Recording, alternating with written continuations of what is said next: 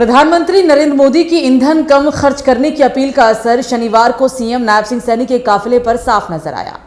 पहले काफिले की 7 से 10 गाड़ियां रहती थी, इसे 3 गाड़ियों तक सीमित कर दिया गया है।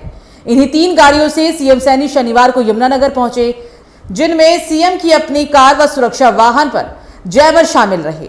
सीएम का सिर्फ 3 गाड़ियों में आना चर्चा का विषय बन गया है। इस तरह लोगों के बीच सीएम द्वारा ईंधन बचत का संदेश भी दिया गया। व्यासपुर के श्री आदि बद्री से लेकर मंधार व यमुनानगर शहर सहित जहां जहां सीएम गए, वहां लोगों ने काफिले में गाड़ियां कम करने के प्रयास की सराहना की।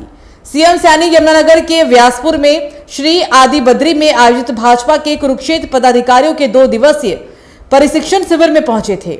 शिविर का शुभारंभ करने से पहले सीएम सैनी ने सरस्वती उद्गम स्थल व श्री आदि बद्री नारायण मंदिर में पूजा अर्चना की। इस दौरान विकास कार्यों की प्रदर्शनी का उद्घाटन भी किया।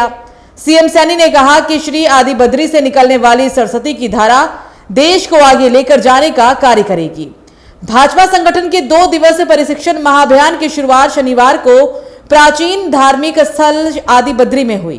कार्यक्रम में संगठन को मजबूत बनाने, बूथ स्तर तक कार्यकर्ताओं की सक्रिय भागीदारी बढ़ाने और सरकार की जन कल्याणकारी योजनाओं को आमजन तक पहुंचाने पर विशेष जोर दिया गया।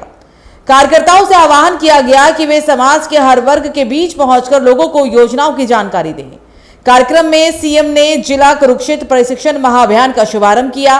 इससे पहले मुख्यमंत्री ने सरस्वती उद्गम स्थल श्री आदि बद्री नारायण मंदिर में विधिवत पूजा अर्चना कर प्रदेश की खुशहाली की कामना की। मुख्यमंत्री ने हरियाणा सरकार के विकास कार्यों पर आधारित प्रदर्शनी का उद्घाटन भी किया। बहरहाल तो कभी कभी वीआईपी कल्चर और लंबे चौड़े काफिले के लिए चर्चा में रहने वाली राजनीति में अब सादगी और संदेश की राजनीति भी दिखाई देने लगी है।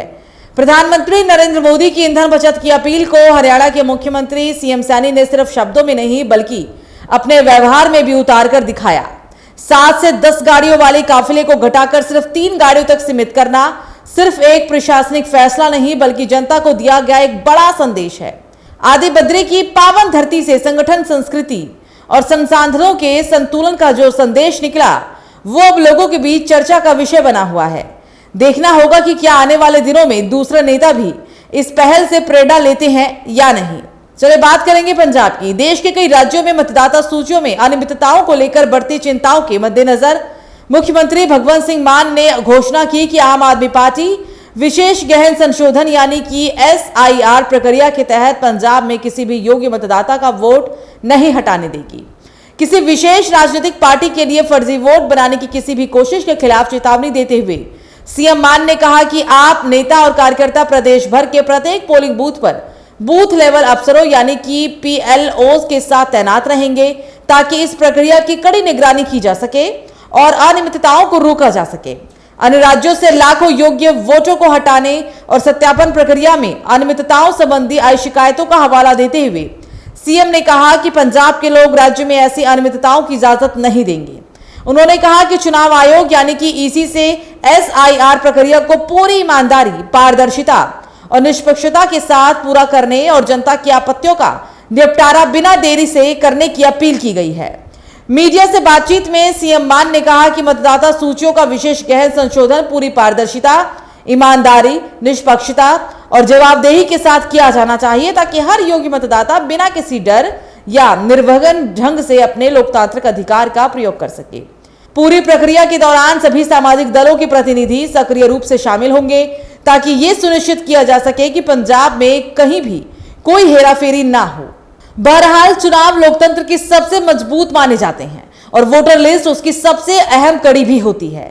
ऐसे में अगर योग्य वोटरों के नाम कटने या फर्जी एंट्री जैसे आरोप सामने आते हैं तो सवाल सिर्फ चुनाव प्रक्रिया पर नहीं बल्कि लोकतंत्र की विश्वसनीयता पर भी खड़े होते हैं। पंजाब में उठे इस विवाद ने राजनीतिक माहौल को और गर्मा दिया है।